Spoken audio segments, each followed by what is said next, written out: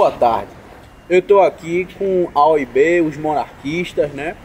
Com o presidente e o vice-presidente. Ou eu deveria falar o monarquista e o outro monarquista, assim como Esparta.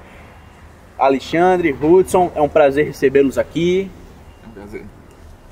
Por favor, fale um pouco sobre a OIB para a gente ter uma ciência. A OIB é um movimento, né, uma associação, né, sem fins lucrativos, suprapartidária, né, com a intenção de implementar a monarquia parlamentarista no Brasil. Certo. E para vocês, assim, o que vem a ser direita e esquerda no sentido de hoje, contemporâneo? Bom, tem uma concepção assim mais aprofundada do que é direita, né? É melhor explicar o que é direita e o que é esquerda, vamos dizer assim, que pertence a Michael Oakeshott, né? Que é um teórico inglês, né? De ciência política. E assim, ele fala da política como política de ceticismo ou política, e tem a política de ceticismo e tem a política de que é a política chamada ideológica, né? Que é a política como é a política das utopias, é a política das soluções definitivas, entendeu? Essa política das soluções definitivas e das ideologias, e essa política que tende a usar o Estado para criar engenharias sociais, criar fatos, ela geralmente pertence à esquerda. A direita, ela trata-se de uma política de contenção. Então tem muito a ver com a questão do poder. O direitista, geralmente, ele é avesso à concentração de poder. Existe um tipo de política que exige a concentração de poder, e existe um outro tipo de política que exige a desconcentração de poder. Você teria a esquerda como uma concentradora de poder, através do Estado, e a direita como uma desconcentradora de poder, através da população. Entendi. Pegando esse gancho de concentração de poder, como que vocês dos monarquistas veem assim a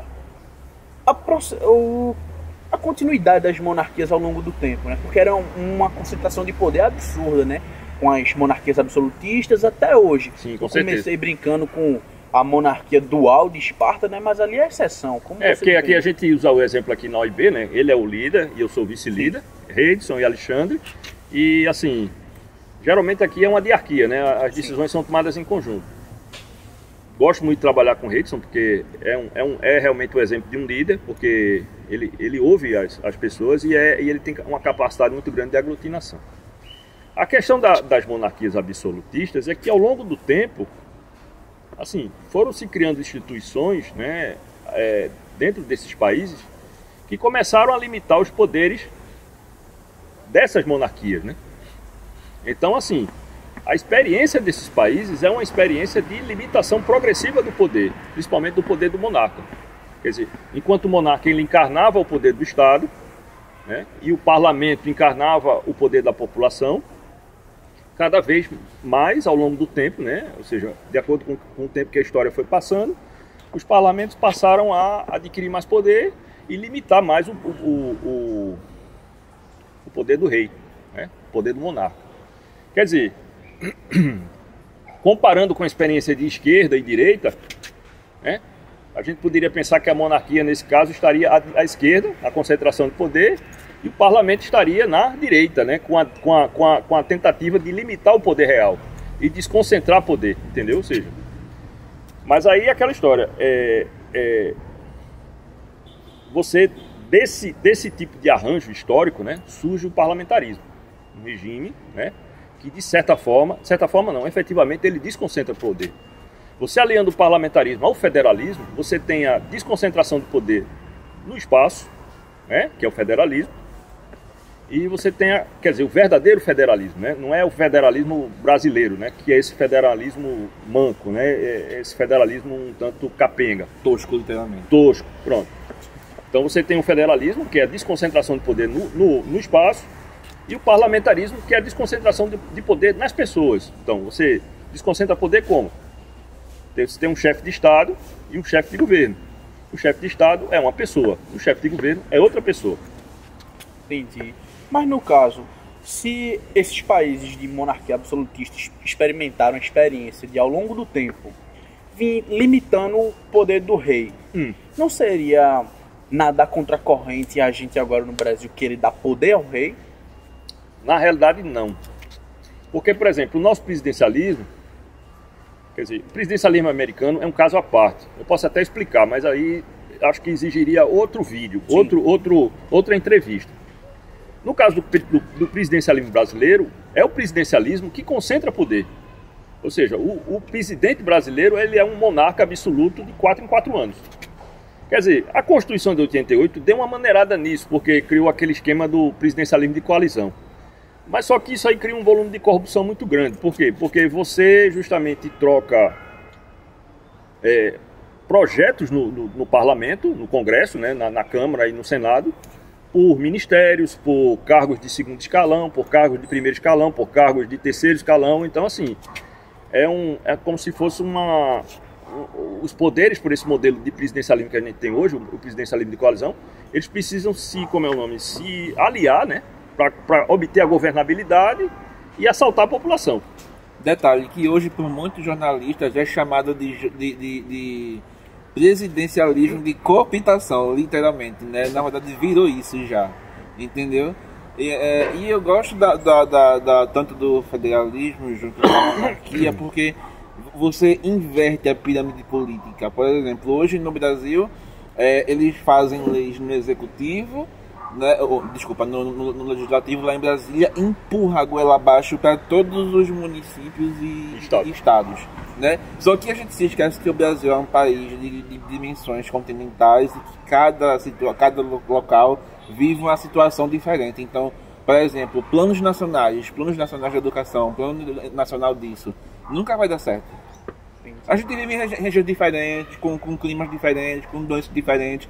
Então, esse tipo de coisa aqui no Brasil não tem como. Se fosse num país pequeno, num país onde fosse uma confederação, no caso tipo uma Alemanha, é algo a se pensar, porque é um país pequeno, é uma coisa pequena. Mas em país feito Brasil, feito China, feito Canadá, é uma coisa totalmente diferente, não dá certo não. Um outro ponto também que me chama a atenção é que o Alexandre aqui falou que o presidencialismo no Brasil é um monarca de 4 em 4 anos. E que o mandato, o projeto, ele é resetado a cada 4 anos, né? Isso. Então... Quer dizer, a cada 8, né? Se você contar que o presidente... Não, mas eu falo do mandato, que não, é 4 anos. Não, é 4 anos. O mandato de 4 anos. Mas aí que ele é resetado a cada 4 anos. Mas se um monarca assumisse, ele teria ao longo da sua vida um projeto. Perfeito, isso poderia ser bom, mas também poderia ser ruim. Por exemplo, um projeto de um monarca de esquerda, como que a gente iria destituir um monarca de esquerda? A questão é que a monarquia, ela é suprapartidária. Então, o monarca, ele é totalmente isento, digamos assim, independente de vinculação partidária. De vinculação partidária. Então, com grupos econômicos. Então, sempre que ele for agir, que ele for tomar uma decisão, ele vai tomar independente de partido e de ideologia. Agora sim, veja bem. O monarca, no caso, ele não governa, né? Ele não governa, né? Ele não tem projeto no sentido mais assim técnico do termo. Ou seja, o chefe de Estado, a função de chefe de Estado é simplesmente ser uma função de árbitro maior, né? De um desempatador do jogo, né? Quando existe uma crise política. Então, na realidade, o que a gente está enxergando é o parlamentarismo. Ou seja, se você tem uma concentração de poder através do presidencialismo, mesmo que seja de 4 em 4 anos e existe a possibilidade de alternância, né? Você tendo essa desconcentração de poder através da chefia de Estado e da chefia de governo, o governo ele vai se renovar ao longo do tempo. Por quê? Porque os governos eles vêm e vão, né? Eles de acordo com a distribuição de cadeiras no parlamento, de acordo com as eleições gerais, de acordo com as crises políticas, eles caem e sobem, né? Eles ficam à mercê do tempo. Só que a chefia de Estado não. A chefia de Estado ela é uma chefia de Estado atemporal. Ou seja, dentro da monarquia, o chefe de Estado ele é o herdeiro das tradições nacionais, entendeu? E também ele ultrapassa diversos governos e não tem vinculação partidária nem com grupos econômicos. Então ele é o detentor, vamos dizer assim, da unidade nacional, certo? Não quer dizer que ele, vamos dizer assim, necessite ter projetos ou vai interferir no governo. Ele não pode fazer isso. Quer dizer, constitucionalmente, nas monarquias que a gente vê por aí, um monarca ele não pode estar interferindo em assuntos de governo. Ele é limitado pela Constituição a seus deveres estritamente legais, ou seja, estritamente como escritos dentro de uma carta constitucional. Então, assim, ele pode ter até milhões de projetos, mas de alguma forma esse projeto vai ter que passar pelo parlamento e vai ter que ser posto para o governo, para que o governo, vamos dizer assim, ache que deva executar aquilo ou não. O lado mais interessante da monarquia é que ela transcende todos os interesses exclusos de políticos, entendeu? Que, como o rei Lear disse uma vez, sobem e descem como a lua. E no final das contas ela termina sendo basicamente a personificação da nação, entendeu? A nação termina olhando a monarquia, entendeu? Como em alguns países, como algo, uma aspiração maior, digamos assim, entendeu? E não é só, aí entra a direita, né, no sentido de conservadorismo. Ou seja, a monarquia ela não é só o presente governo, ela não é só o estado de coisas atuais. Ela é o passado, aqueles que já morreram, né? Porque Edmund Burke fala isso. Ou seja, Edmund Burke fala que a política não é só formada por aqueles que estão presentes agora. Ela é formada por aqueles que já morreram e que ainda projetam sua sombra sobre os tempos atuais. Então a monarquia ela reflete muito isso. Por quê? Porque o rei, ele é o portador das tradições nacionais, ele é o portador da herança nacional. E não é uma herança assim, é uma herança histórica e é uma herança antiga, ou seja, é algo que é profundo, que é marcante, que é assim, tem um apelo sentimental bastante forte. Muitos determinados, assim, muito do que aconteceu na América Hispânica, em termos de caudilismo e de populismo, foi evitado no Brasil do Segundo Reinado por conta da monarquia. Ou seja, a monarquia ela oferecia um freio, vamos dizer assim, a um tipo de política que era praticado na América Hispânica naquela época. A política do fuzil, a política do populismo, a política do pai nacional, a política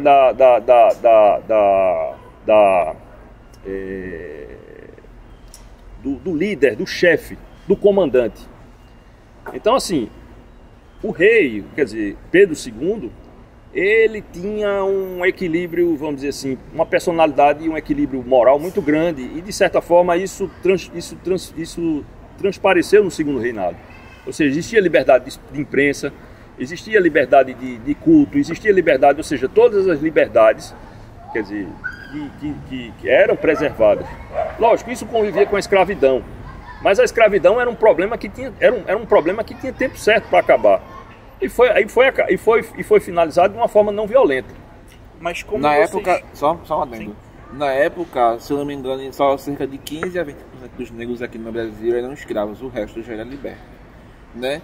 E só para fazer uma adendo dessa tal dívida histórica, né, que tantos às vezes inventam de voltar a esse assunto, essa dívida histórica, ela quase foi paga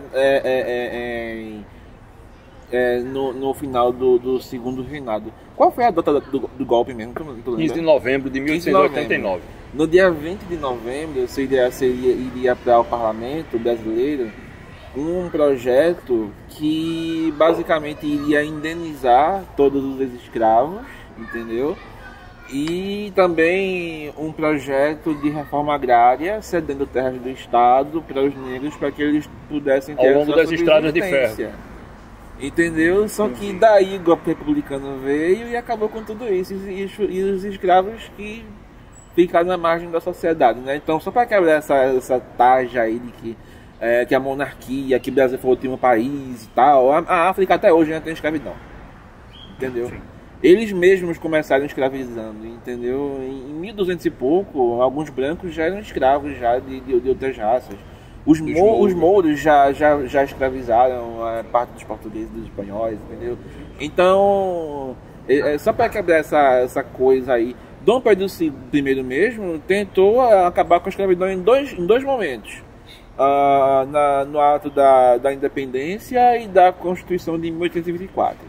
Né? Só que havia a preocupação na época, além dos escravocratas. Havia a preocupação de que, como toda mão de obra na época do Brasil era mão de obra escrava, como é que a economia brasileira ia parar? Porque ela é basicamente agrícola e só tinha escravo trabalhando, basicamente. Ou seja, se fosse acabar com a escravidão de vez, a economia brasileira ia parar e o país ia quebrar. Né? Então foi traçado todo um projeto para ir se acabando aos poucos. Uma outra vez também, uma outra tentativa foi em 1848, que Dom Pedro II lançou um projeto no Senado, só que o Senado infelizmente e novamente recusou, entendeu? Então a luta ela teve de ser gradual, entendeu? Mas foi colocado aqui que o monarca é uma pessoa que está acima da esquerda ou da direita, sendo mediador, como quarto ela é um poder juiz, moderador. exato. Isso. No reinado de Elizabeth II, na Inglaterra, durante várias vezes houveram embates com Margaret Thatcher, uma senhora altamente conhecida pela direita como uma dama de ferro, e que talvez se não fosse por Margaret Thatcher, a Inglaterra não seria o que ela é hoje. E Elizabeth II tiveram vários embates junto com Margaret Thatcher, atrapalhando os projetos. Como vocês analisam isso? Assim, primeiro, existe uma questão na Inglaterra que ela não tem uma constituição clara, entendeu? Então, os procedimentos constitucionais ingleses, eles partem da Common Law e você não tem dentro da Common Law o que é constitucional, o que é matéria constitucional, isso não é visto claramente, ou seja, não existe um corpo constitucional claro. São tradições, são writs que eles chamam, são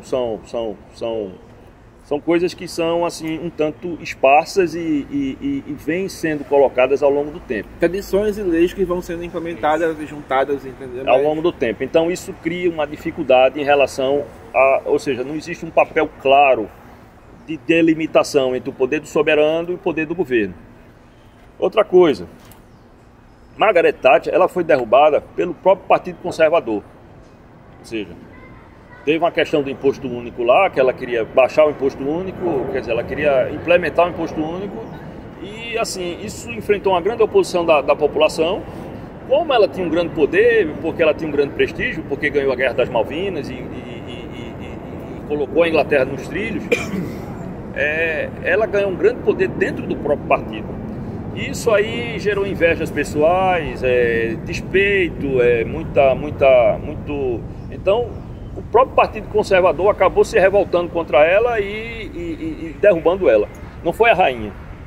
Outra coisa, de certa forma, a rainha, nesse papel aí, ela talvez tenha feito um papel de contrapeso, vamos dizer assim, a um possível governo que talvez estivesse se tornando um tanto, vamos dizer assim, sei lá, popular demais ou muito prestigiado demais ou coisa desse tipo. De alguma forma ela contrabalanceou essa tendência, vamos dizer assim, do governo ele se tornar bastante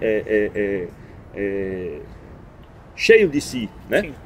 Então assim, talvez ela enxergasse a Margaret Thatcher como alguém um tanto, talvez, arrogante ou coisa desse. Inimigo da nação, né? Não é que seja inimigo da nação. A rainha, como um chefe de Estado, a rainha, como um chefe de Estado, ela tem um dever de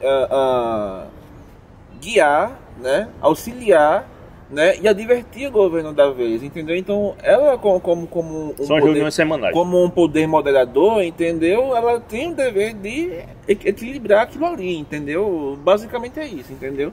Eu não creio que ela tenha vetado leis. E se ela chegou a vetar alguma lei, com certeza foi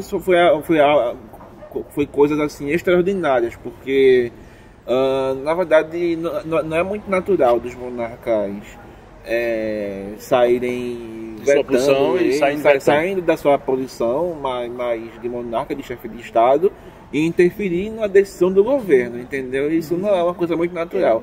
A não ser que o povo chegue e peça a intenção da monarca, diga, olha, isso vai causar constrangimento à nação. Então, né, sem dúvida, a monarca, ele, ouvindo o seu povo, tem intenção. Mas foi dito que o monarca não tem um projeto em si. E se ele tivesse, ele teria que submeter para o parlamento. Sim. Mas eu pergunto, a Inglaterra possui uma corte inglesa para julgar as coisas que são inconstitucionais segundo o ordenamento jurídico. Certo. Sobrando então tão somente o veto político. Nesse contexto, não teria o monarca um projeto ao qual ele poderia vetar politicamente os projetos do parlamento? Mas veja bem, a coisa funciona de uma maneira assim, vamos dizer, a monarquia ela funciona de uma maneira um tanto tímida. Existe um jogo aí que é um jogo bastante interessante. Por quê? Porque você tem um governo que é eleito, né? Eleito através do parlamento, né? Geralmente é um voto distrital. Então existe a vantagem do voto distrital, tem que existir para que o parlamentarismo funcione. Ou distrital misto ou distrital simples, mas tem que existir o voto distrital. Então assim, existe um governo eleito, e esse governo eleito, vamos dizer assim, ele tem uma legitimidade popular. O rei, na realidade, por ser um monarca e por ele, na realidade, ele herdar de seus pais, de seus avós, de seus antepassados, aquela função, ele se torna um tanto, vamos dizer assim, acanhado do ponto de vista da audácia, vamos dizer assim. Ou seja, como hoje nas democracias, né, nas democracias de massa, vamos dizer assim, o que voga mais é a legitimidade popular. O monarca, ele de alguma forma, por não ter essa legitimidade, por só ter a legitimidade dinástica, vamos dizer assim, ele de alguma forma ele se torna tímido, ele se torna acanhado. Ele não tem a capacidade, vamos dizer assim, de ter audácia, de ousar, vamos dizer assim. Então, geralmente, o comportamento das monarquias é um comportamento mais acanhado. Ao contrário de um parlamentarismo republicano. Porque, por exemplo, se você coloca um presidente eleito por 50 milhões de votos, certo? Lá como chefe de Estado, e um governo saído de uma Câmara, vamos dizer assim, através de uma eleição de deputados, né, ou de um acordo que cria um governo, quer dizer, um acordo, vamos dizer, de 510 deputados que cria um governo, o presidente da República, ele vai se achar bastante, vamos dizer assim, bastante capaz, bastante legítimo pela sua expressiva votação de 50 milhões de votos, a contrariar qualquer coisa que venha sendo demandada através do governo, através do parlamento e através do primeiro-ministro. Então isso cria uma situação de competição entre o primeiro-ministro e o presidente da República. Então a questão aí do parlamentarismo republicano, por isso que a gente opta pelo parlamentarismo monárquico, é a seguinte, é que o que se instaura no parlamentarismo republicano é uma competição entre um presidente, vamos dizer, que tem 50, 60 milhões de votos, eu não sei quanto é que está agora mas, por exemplo, Dilma parece que teve 54 milhões de votos. Então, um presidente com 54 milhões de votos, assim, ele tem uma certa problema de se submeter a decisões que vêm de um governo, vamos dizer assim, que é eleito através de 510 deputados. Aí, assim, isso cria um desequilíbrio. Assim, como o mandato do presidente da República é fixo, no parlamentarismo republicano, geralmente é o governo que cai. Por quê? Porque o presidente vai tender a instaurar um governo que é do seu partido, principalmente se ele tivesse a legitimidade de votos de 54 milhões. Então, assim, do ponto de vista quando você olha a monarquia e que você olha o chefe de Estado, esse chefe de Estado acanhado, assim, por não ter a legitimidade popular, mas simplesmente ter a legitimidade dinástica, ele tem condições de deixar o governo trabalhar por si só, muito mais do que um presidente da República eleito, sem criar crises políticas e sem criar problemas por diferenças de conotação política ou de conotação partidária. Porque, por exemplo, na presidência da República, no parlamentarismo republicano, o presidente da República ele vai ter que ter vinculação ao partido. Ele vai ser eleito, entendeu? E o primeiro-ministro vai ter que ter vinculação a um partido também. Pode ser o mesmo partido, é um caso, mas podem ser de partidos diferentes. E os dois podem ser um problema, né? Porque vamos supor que a gente pegue, por exemplo, um exemplo, né, hipotético, né, que não pode acontecer, mas seria nitroglicerina pura. Você pegar, por exemplo, um bolo de uma Manuela Dávila, cada um com uma função, ou então um Ciro Gomes e um Boulos, e enfim. Um Ciro Gomes e um Bolsonaro como presidente, e o Ciro Gomes como primeiro-ministro. Também seria ruim, porque um ia ficar brigando contra o tempo todo. Já se fosse, sei lá, uma pessoa como um Ciro Gomes e uma Manuela Dávila, um Ciro Gomes e um Boulos, os dois basicamente iam se unir, entendeu? E seria nitroglicerina pura de todo jeito, porque ia ter, ao meu ver, duas pessoas de esquerda, entendeu? Iam terminar tomando conta da máquina pública. Já com a monarquia haveria essa contenção. Mesmo que uma pessoa de esquerda tome conta, o monarca está ali para estar de olho. Fazer o balanço. Exatamente. Mas o Brasil não é monarca na sua Constituição. Não. E desde umas 5 constituições atrás, ao que me recordo, ele não é mais monarca. Para a gente ser monarca, hoje nós temos que ter uma nova Assembleia Constituinte, um poder originário, para poder dar poderes ao rei. Dito isto, eu pergunto, quais poderes vocês querem dar ao rei? Não, os poderes que seriam dados ao rei, quer dizer, a gente tem o exemplo da Constituição de 1824.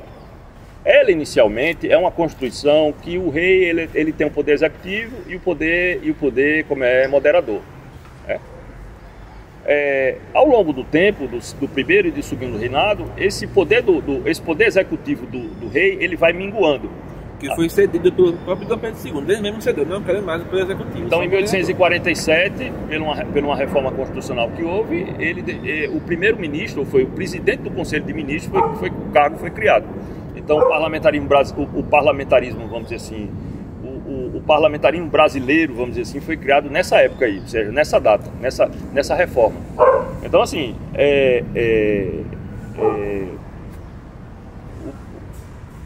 para a gente aqui, que, assim, o plebiscito de 93 definiu a situação para o presidencialismo. Foi um plebiscito mal feito, não houve tempo de se fazer uma campanha de esclarecimento da população, entendeu? O que se colocou no ar, na época não existia essa mídia diversificada, né, de internet, de Facebook, de Instagram, de várias coisas desse tipo. E o que é que aconteceu? A monarquia perdeu. Mesmo ela perdendo, ela perdeu com 14%. Ou seja, e antes do plebiscito, ou foi 14 ou foi 11, eu não estou me recordado do número. E antes do plebiscito, dava um número bem maior. 40 e pouco por cento. Então, assim, para você ter quase 120, quer dizer, na época não era 120 anos, mas mais de 100 anos de queda da monarquia e entrada da república, 104. E você 104 e ainda você tem um percentual de 11 ou 14% de votantes na monarquia, realmente isso é um número muito quer dizer, isso é um número que lhe dá esperança, entendeu? Porque o povo brasileiro ainda é monárquico. Ou seja, isso foi uma herança que nos foi tirada. Se você olhar o hino nacional brasileiro, a música vem justamente do hino da coroação do Dom Pedro II. A música do hino nacional brasileiro atual é a música do hino da coroação de Pedro II. A música, não a letra. Não a letra, a música. Então, assim, nós tínhamos uma história, nós tínhamos uma herança que nos foi cortada, que nos foi tirada. Ou seja, nós fomos colocados na América Hispânica, junto com os outros países, como a América Latina, de uma forma, vamos dizer assim, um tanto brusca, um tanto ditatorial, um tanto arbitrária e autoritária. Porque nós não éramos da mesma natureza da América Hispânica. Ou seja, a Pátria Grande, a ALBA, a Unasul, o Fórum de São Paulo, eles foram criados quando a República ascendeu, entendeu? Ou seja, nada mais contra a pátria grande do que a monarquia brasileira, do que o regime que existiu aqui no primeiro e no segundo reinado. A monarquia ela tem vários pontos.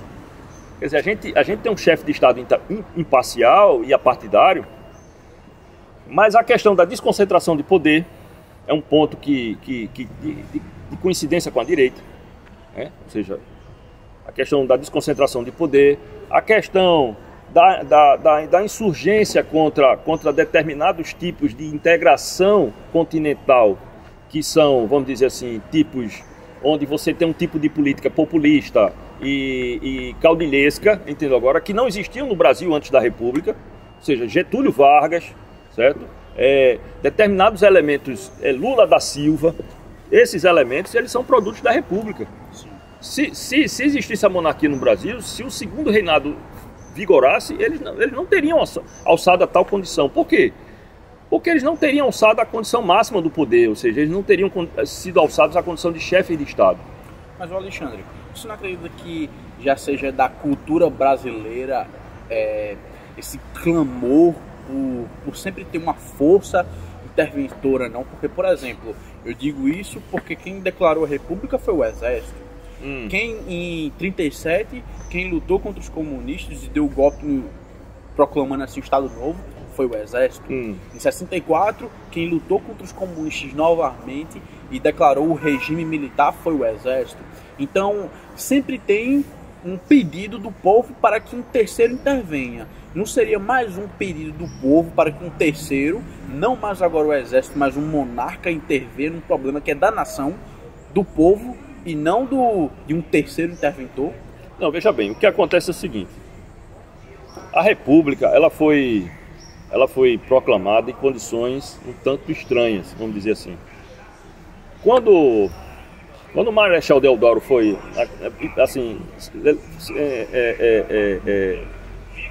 subiu lá no cavalo, né, para lá levantar o chapéu e fazer uma insurreição militar, ele não estava fazendo uma insurreição militar contra o imperador, ele estava fazendo uma insurreição militar contra o governo.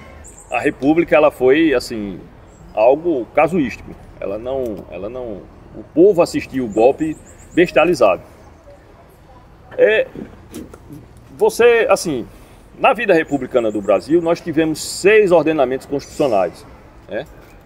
Resetando o país, vamos dizer, resetando é um termo que você usa na tecnologia da informação, né? Quando o cara vai lá e mete o dedo no computador e reinicia tudo. Resetando o Estado e tudo, toda a organização política do país a cada 20, 30 ou 40 anos.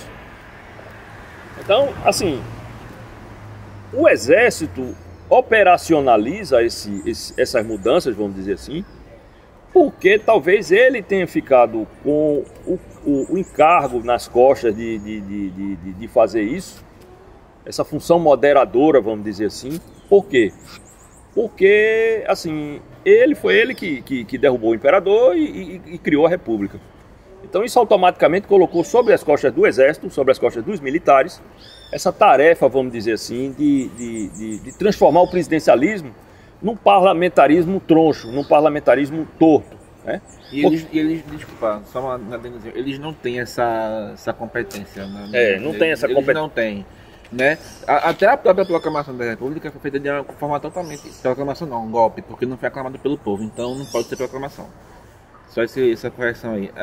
Foi feito de uma forma totalmente troncha, porque o povo não pediu, o povo dormiu com a monarquia e acordou com a República do nada, porque foi feito de madrugada o golpe, né? Diferente da Revolução Francesa. Diferente da Revolução Francesa, entendeu? Aí o hino que tocaram aqui, o primeiro hino foi o da França, a bandeira foi uma bandeira dos Estados Unidos, a cópia da bandeira norte-americana. Só que verde e amarela. Então veja só, foi um negócio totalmente troncho, cantando o hino da França, entendeu? Porque nem hino tanta gente tinha, então assim, foi uma coisa totalmente improvisada. Nada improvisado vai dar certo, entendeu?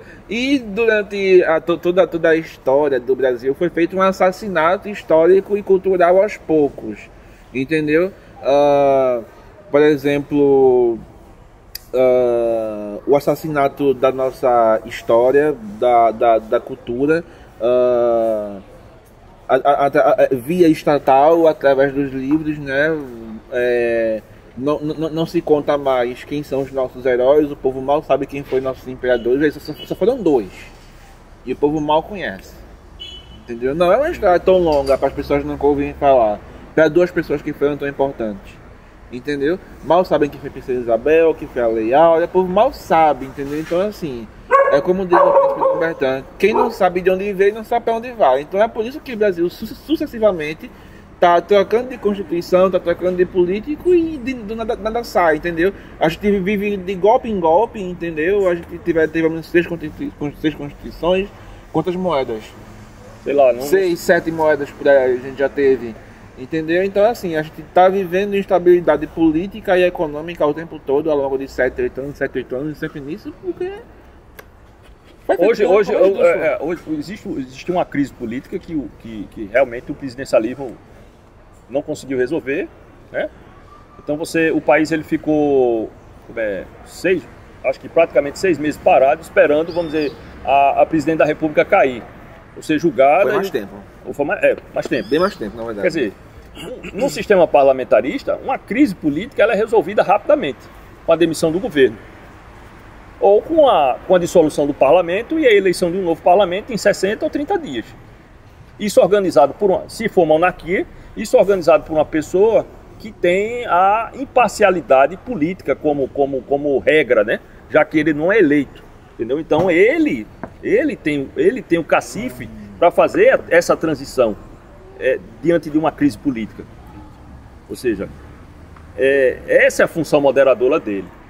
O que acontece é que na República, porque os militares deram o primeiro golpe, então o que acontece é o seguinte, a responsabilidade dessa moderação acabou caindo nas costas deles, já que eles têm o poder das armas e numa crise política ela pode terminar sendo resolvida através da força, entendeu? O que não é nada bom, o que não é nada institucional. Mas no caso do parlamentarismo, os senhores falaram que no parlamentarismo o monarca pode simplesmente destituir todo o parlamento. Ele faz uma consulta ao Conselho de Estado e ao primeiro-ministro antes disso. Isso. Mas no caso, pode fazer uma consulta à população também. Sim. Mas no caso, a consulta à população não seria o voto, porque não é a população que elege o parlamento para estar lá? Sim, não, com certeza. Mas a questão é o seguinte, o esquema que vai ser criado para se fazer o parlamentarismo brasileiro, isso vai ter que ser definido constitucionalmente. A monarquia é uma experiência nossa, brasileira, ou seja, por conta da providência divina, talvez, o Brasil ele teve um período monárquico e foi formado e foi criado embaixo da monarquia. Ou seja, o Brasil não seria Brasil e não existiria sentido de Brasil se não fosse a monarquia. Porque seríamos um bocado de republiquetas igual a América Hispânica. Assolados por políticas, vamos dizer assim, um tanto tortas de populismo, caudilismo, conflito interno, guerras intestinas, instabilidade, que isso aí é o que graça a Argentina, o Uruguai, o Paraguai, o Chile, o Peru, a Bolívia, a Venezuela hoje é um exemplo, entendeu? Onde você progressivamente foi se estabelecendo um governo socialista e totalitário e ditatorial. Então, o império e a monarquia no Brasil sempre foi um contraponto disso. Digamos que é um estado natural. A nossa experiência monárquica sempre foi isso. Ou seja, sempre foi um contraponto disso. Quer dizer, essas políticas hoje são identificadas claramente com a esquerda. Você pode dizer, o monarca ele tem que ser suprapartidário, e ele vai ser suprapartidário porque ele não tem origem em nenhum tipo de voto, nem de interesse particular em determinado partido A ou B. Mas se você pegar essa história da monarquia brasileira, onde ela se viu de contrapeso para a pátria grande, vamos dizer assim, para um tipo de política caudilhesca, entendeu agora? Para se você pega isso, e junta com a divisão de poder, claramente a monarquia ela vai estar do lado direito da força, ela não vai estar do lado esquerdo, entendeu? Porque o esquerdista ele não tem interesse em estabilidade, ele não tem interesse em preservação das instituições, ele não tem interesse naqueles que morreram, Uma destruição, né? eles não têm interesse na história do país, eles não têm interesse nas tradições, ele não tem interesse nas gerações que nos precederam. Se ele puder, ele muda quantas vezes for necessário. Exatamente. Para justamente atingir os objetivos de domínio político dele. Sim. Então, assim, claramente a monarquia está do lado direito da força. Tanto é que a maioria dos monarquistas, acho que 96%, eu não vou botar 99% porque vão dizer que é mentira, vamos dizer 95%, 96%, 90%, são conservadores de direita, apoiam o Bolsonaro, não o Bolsonaro como uma solução definitiva, mas como uma possibilidade de a gente ter um fôlego, ter uma capacidade de respirar e uma certa liberdade de colocar as nossas ideias. Agora, pegando um gancho desse, vou aproveitar desses 10% aí e vou internacionalizar esses 10%. Falando agora da Inglaterra, monarquia na Inglaterra. Como vocês veem a Inglaterra, a monarquia na Inglaterra, se uma vez que o príncipe Charles, que seria o próximo na linha sucessória, ele é de esquerda, está enganjado em movimentos de esquerda, e o príncipe William, que vai ser o próximo na linha sucessória, casou com uma feminista declarada, feminista, que apoiava o aborto, que era a favor da legalização das drogas, enfim, tinha toda uma pauta de esquerda e se casou agora com o príncipe William. Como vocês veem essa monarquia? Você quer responder ou quer que eu responda? Ela se casou... Não, é só um ponto. Ela se casou com Harry. Harry não, já nem existe mais uma chance verdadeira dele ser rei, porque o William já tem é o primeiro, filho, é o segundo. Já tem um filho, uma filha e há rumores de que tá vindo um terceiro aí já. Então, ou seja, ele no caso é o quinto na linha de sucessão, então sem chance dele coisar. Já com relação ao Charles, Charles é o seguinte, a gente tem que voltar para um ponto aqui de novo. Ele pode ter a ideologia pessoal dele? Pode, entendeu? Ser imparcial não é humano. Você, querendo ou não, você tem uma opinião você sobre tem suas inclinações. Tem pro seu lado. Você pode às vezes, até nem conhecer sobre um assunto, mas você ouvindo de um e ouvindo de outro, você toma uma parte. Não, eu acho que assim é melhor. Entendeu? Mas ele, como rei, ele vai sempre procurar, entendeu? Ser imparcial, não se intrometer demais nas decisões do governo, entendeu? Até porque... Já por conta daquele acanhamento de não ser um cara que tenha, vamos dizer assim, um respaldo popular através de uma eleição ou através de uma...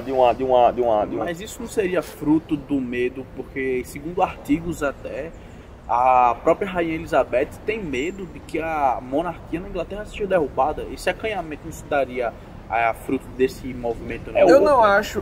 Só um pouquinho. Eu não acho. O povo da Inglaterra... ao meu ver, eles amam a rainha, entendeu? Então, tanto é que não se cogita, pelo menos até que ela morra, algum tipo de plebiscito.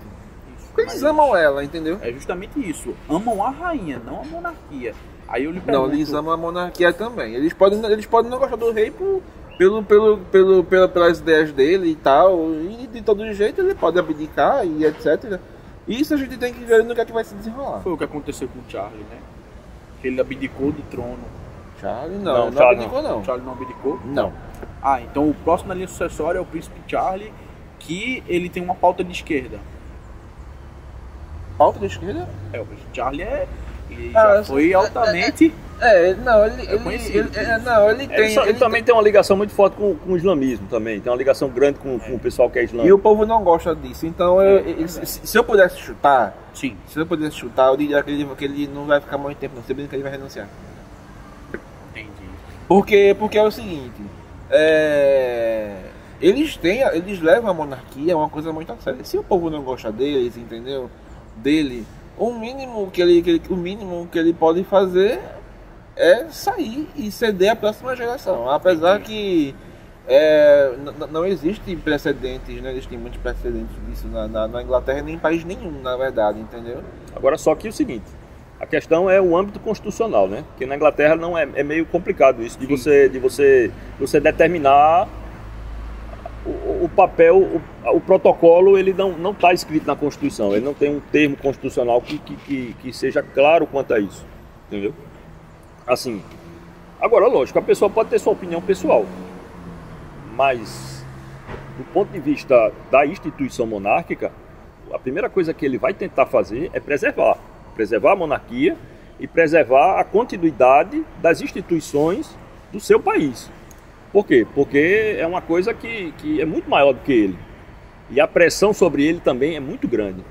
Então, na realidade, você ter sua opinião pessoal é uma coisa. Você ser investido como monarca é outra. Entendeu? Ou seja, é uma pressão muito grande. Eles mesmos dizem que a monarquia tem que brilhar, não o monarca. Quem brilha é a monarquia, não o monarca. Né? É o certo, na verdade. Então, para não terminar dando vida demais a coroa e ao próprio monarca, o melhor que se faz é não se intrometer, entendeu? E a pessoa, não a pessoa, mas o regime em si. O regime em si é que tem que ser preservado. Tem que aparecer e ser preservado, entendeu? A todo custo. Mas e um ponto, porque me foi dito, assim, dentro da entrevista, eu entendi que o monarca ele vem como um poder moderador para balancear, né, e em defesa do Estado, né? Como vocês veem esse monarca que não defende mais a Inglaterra? Porque assim, o Islã tá entrando lá, recentemente um rapaz foi preso porque bateu com bacon. Aí acho que a gente dá uma pausa, né, agora. Pronto. Aí, bateu com bacon. Aí foi preso. Certo. Essa invasão islã, assim, se o monarca não deveria intervir. Olha, a luta cultural que a gente enfrenta, certo? Olha, a luta cultural que a gente enfrenta é uma luta... Eu tive ontem com o professor Carlos Nogueira, né? E ele disse o seguinte, que a luta cultural é uma luta constante, entendeu? Ou seja, a monarquia é um elemento dessa luta cultural. Sim. É um dos fatores. Já cansei de dizer que praticamente ela está do lado direito da força por conta daqueles vários motivos, da divisão de poder, da contenção, do caso do Brasil, de justamente a gente sempre ter contido, através do imperador, os ideais republicanos de integração com determinadas políticas dentro da América Latina hoje em dia que não são saudáveis. Mas assim, nós brasileiros, o povo as pessoas de bem do país, aqueles que produzem, aqueles que são os responsáveis pela produção da riqueza, pela ordem, pela justiça, né? Aquelas pessoas que são as pessoas de bem, nós temos que nos unir e vamos dizer assim, continuar essa luta cultural. Porque a esquerda, ela está, vamos dizer assim, a cada momento, em cada esquina, em cada local, ela está tentando subverter a ordem. Ela está tentando destruir a sociedade. Ela está tentando destruir a família. Ela está tentando destruir o tecido social e as relações humanas dignas e saudáveis. Entendeu? Agora, justamente tudo isso por conta de um projeto de poder. Então, assim, a monarquia é um elemento nessa luta. Ela não é o elemento. Entendeu? Se você for olhar a Polônia, hoje, a Polônia ela teve um passado de domínio comunista e se você perguntar a qualquer polonês hoje em dia, ele odeia o comunismo. Tanto como odeia o nazismo, também porque ele tem um passado também de domínio nazista. Então, assim, a própria população já internalizou dentro da sua alma que o seu orgulho nacional, que o seu destino como país não passa por esses dois cantos. Mas acontece o seguinte, não passa por esses dois elementos aí, tanto o nazismo quanto esses dois pontos. Sim. Mas acontece o seguinte, sei lá, daqui a 2, 3, 4, 5, 6 gerações, onde vivendo sobre a liberdade, vivendo sobre... Talvez isso acabe, talvez isso não exista mais. Então, assim, não é só a monarquia, é uma cultura de direita mesmo, uma cultura que preserve o conservadorismo. E talvez até o conservadorismo brasileiro. Por quê? Porque existia um partido conservador no Império. Esse partido conservador a gente não sabe nada sobre ele hoje.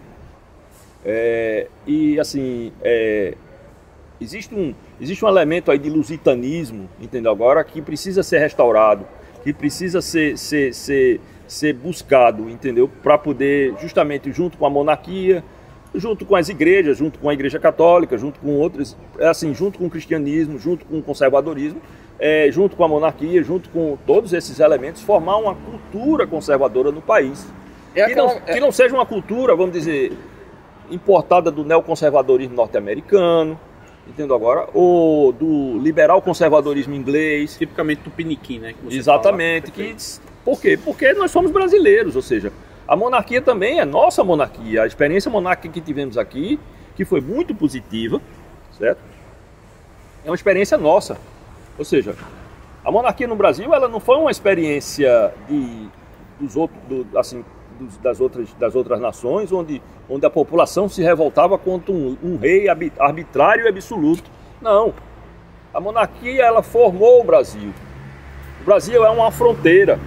Ou seja, simplesmente quando você vai lá no Amazonas, você não tem distinção onde é a Venezuela ou onde é o Amazonas, o estado do Amazonas. A população ali é tudo indígena. O que faz com que a coisa seja do Brasil ali é o exército brasileiro lá. Um batalhão de fronteira que está lá patrulhando 24 horas por dia aquela região lá. Então o Brasil simplesmente, ao longo do seu tempo, ele foi criado como uma fronteira criada pelos portugueses, que iniciaram essa luta, essa expansão, essa fronteira, quando justamente foram combater os mouros. Portugal foi criado debaixo da cruz e da espada contra o Islã. Então, a partir disso, os reis portugueses, eles criaram o Império Português, que não é português no sentido de nação portuguesa. Ele é algo além, ele é algo que é algo maior, ele é uma fronteira que foi se expandindo, e ao longo do tempo chegou no Brasil. A gente sem a monarquia, a gente não tem um sentido de herança, a gente não tem um sentido histórico, a gente não tem um sentido de nação. Esse é o problema. Nós somos desterrados. E a cada nova experiência republicana, a gente cria um novo modelo e um novo conceito e talvez até tente mimetizar algo que ache bacana e bonito lá fora.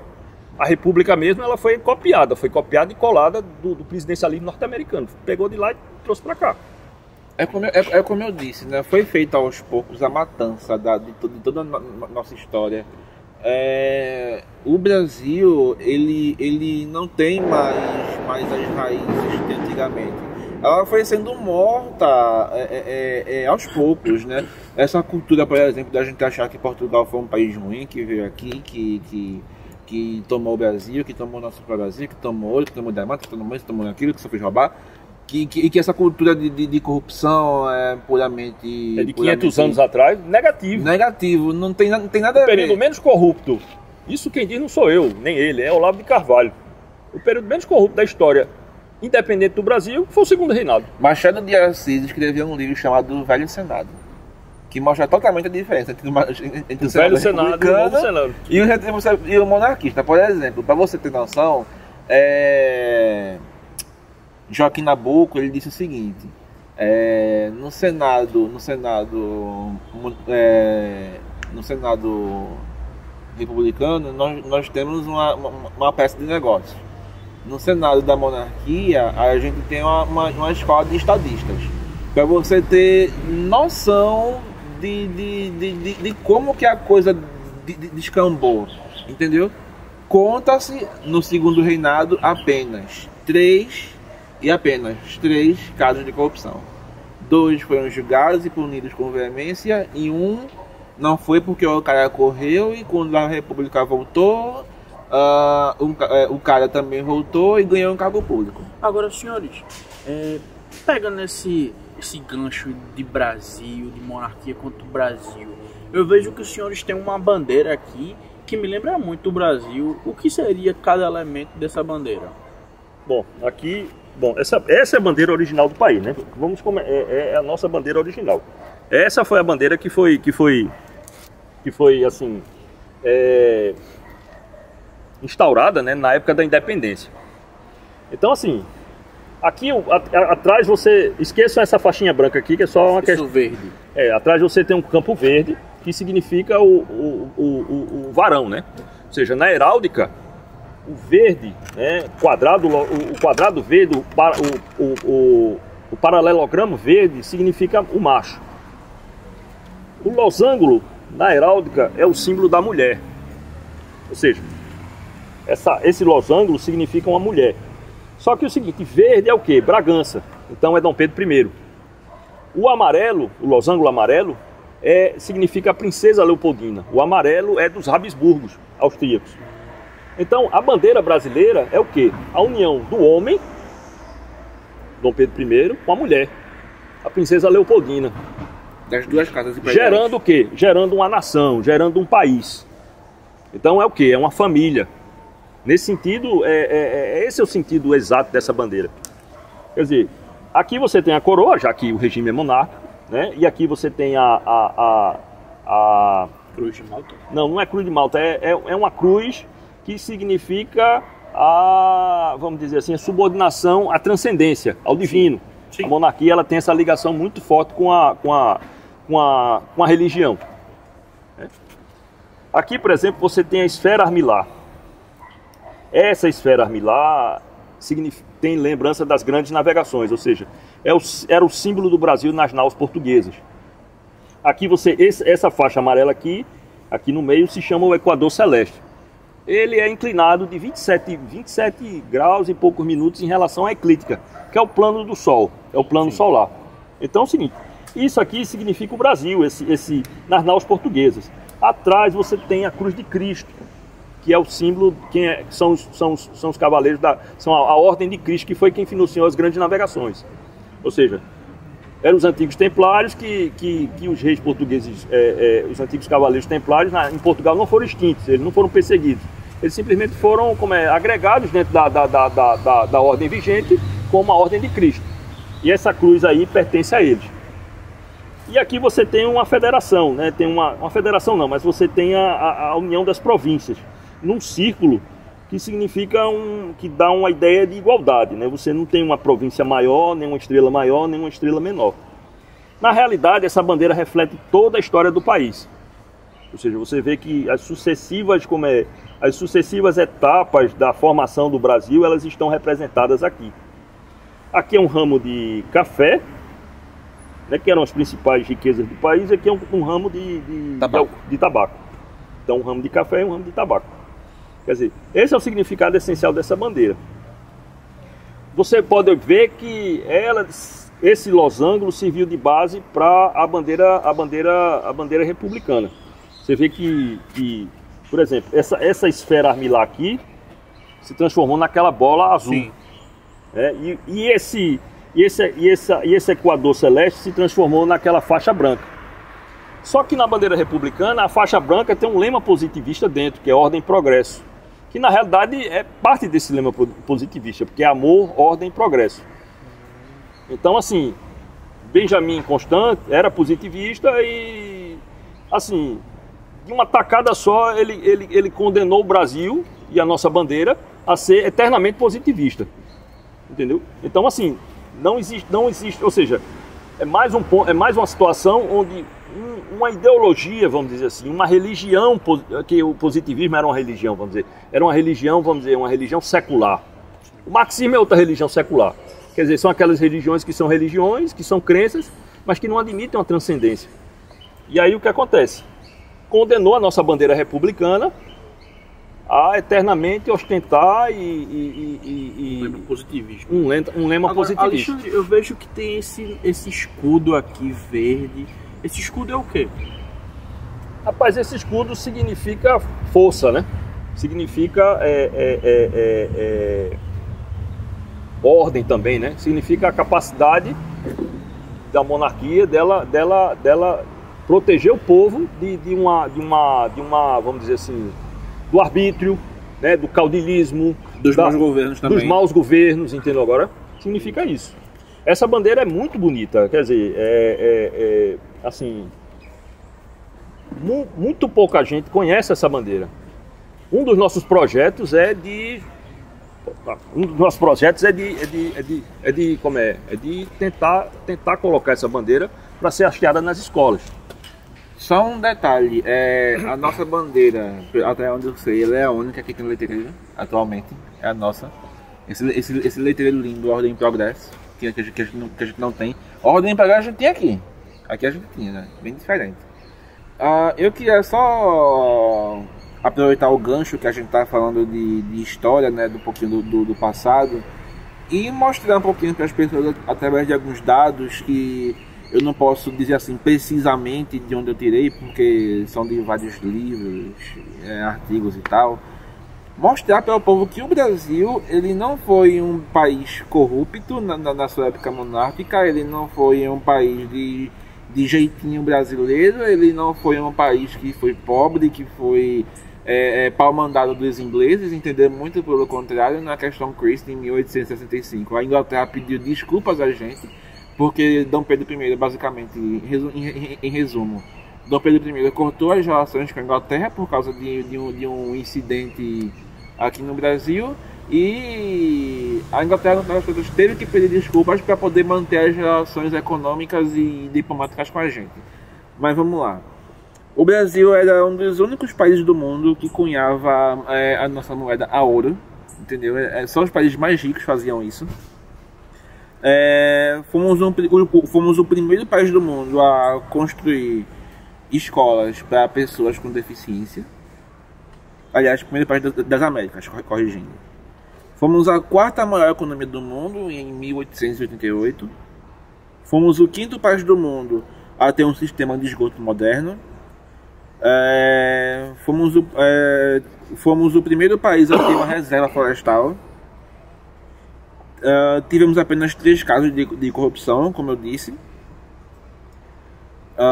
Dom Pedro I, ele é tão ético no seu governo que ele nunca, em 49 anos de governo, nunca aumentou o próprio salário. O salário dele foi Pedro II, não? Segundo. Falou. Dom Pedro II, 800 contos de réis, eu acho. 800. Já Dodô, quando ele entrou na presidência, ele colocou 1.200 de cara. Entendeu? Aumentou na hora. Entre 1840 e 1888, nossa inflação em média era de 1,08%. Foi uma estabilidade impressionante, entendeu? Que em meio século de governo a inflação não oscilou. Em média era isso mesmo. Nossa economia crescia em média também, ao longo de todo esse tempo, cerca de 8,8%. Tínhamos a segunda maior marinha mercante e bélica do mundo, perdendo apenas para a Inglaterra. Construíamos cerca de 800 km de ferrovia por ano, mais de 26 mil quilômetros em todo o reinado. E a gente vê hoje o quanto que a gente depende de rodovia. De ferrovia, na verdade, né? O quanto a gente necessita de rodovia. De ferrovia. Tanto é que fizeram uma greve que para o Brasil todo. Se tivesse ferrovia, não acontecia isso. Né? No Império haviam apenas 14 tipos de impostos e só era criado ou aumentado algum imposto caso não tivesse mais de onde o governo cortar, de si mesmo. Entendeu? Hoje nós temos mais de 90. Né?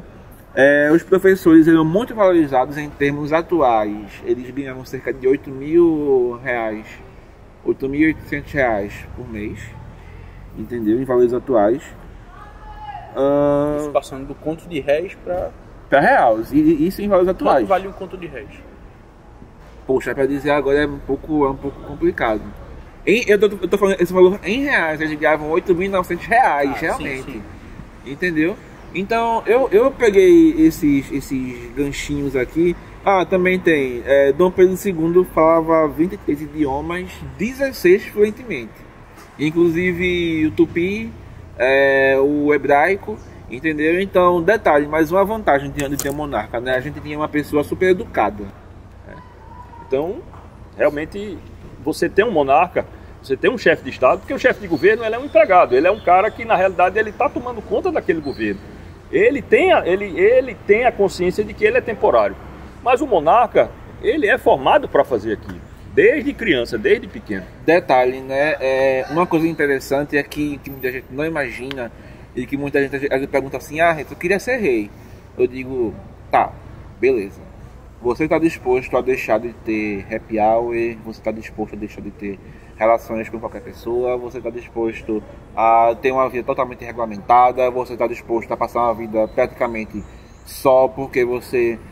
E com pessoas, e quando você não está só, é com pessoas que você não conhece ou só com a própria família, porque você não pode sair para qualquer canto, você não pode agir de qualquer jeito, você não pode rir em qualquer hora. Então, você está disposto a tudo isso? Dom Pedro II não queria ser imperador, a Rainha Elizabeth nunca quis ser rainha, e mesmo assim ela cumpre o que ela prometeu aos 21 anos no discurso dela. De posse, eu declaro toda a minha vida, longa ou curta, que a minha vida será dedicada ao seu serviço e da nossa família imperial, que todos nós fazemos parte. Ou seja, ela cumpre com esse dever pesado, amargo às vezes, de ser monarca até hoje. É uma coisa interessante. Senhores, foi um prazer imensurável ter vocês aqui, certo? Muito obrigado pela oportunidade. Nós da Cavalaria Obrigado, agradecemos muito aqui a contribuição da OIB. Os senhores gostariam de fazer algum rápido resumo, alguma mensagem, alguma consideração final? Eu gostaria de dizer para o povo, para as pessoas que nos assistirem, que olhem para a monarquia como uma segunda via. Que quem puder possa estudar um pouco mais de história do Brasil, mais aprofundadamente. Peguem alguns livros, alguns documentários como o do Brasil Paralelo. Quem quiser pode digitar lá no YouTube, Brasil Paralelo. Vocês vão ver documentários bem interessantes sobre os problemas do Brasil. Eles têm inclusive dois projetos bem interessantes, que Brasil, a Última Cruzada, que pega desde o início da história de Portugal com os mouros até a história do Brasil, até Getúlio Vargas. Bem interessante. E um outro pegando já os problemas da República, da esquerda e tudo mais. Se vocês forem olhar só isso, vocês já vão ter uma iluminação, assim, literalmente. Entendeu? Quem quiser estudar mais sobre a história do Brasil, leiam livros como Parlamentarismo Sim. Depois eu vou dar os dados para ele poder colocar na descrição do vídeo, se puder. Leiam o Velho Senado, do José Bonifácio. Que vocês vão... José Bonifácio, desculpa, do Machado de Assis, que foi uma pessoa que viveu na época, então, na minha opinião, tem uma certa autoridade para poder falar, né? Sobre Joaquim Nabuco também. Leiam sobre essas pessoas que vocês literalmente vão ver que o Brasil, ele não é esse país que nós vivemos hoje. Ele foi montado basicamente via estatal. Senhores, a gente teve aqui conosco a OIB, certo? E eu gostaria de contar com você, com a sua opinião. Comenta aí o que é que você acha, se você é a favor, se você é contra. Comenta aí, deixa uma descrição. Se você quiser perguntar aos membros aqui, garanto que eles vão estar dispostos a responder. Deixe também seu elogio a eles, certo? E o nosso próximo vídeo será sobre o sopão que a Cavalaria vai fazer. E para você que está aí atrás da tela, levante-se e lute. Avante, Cavalaria!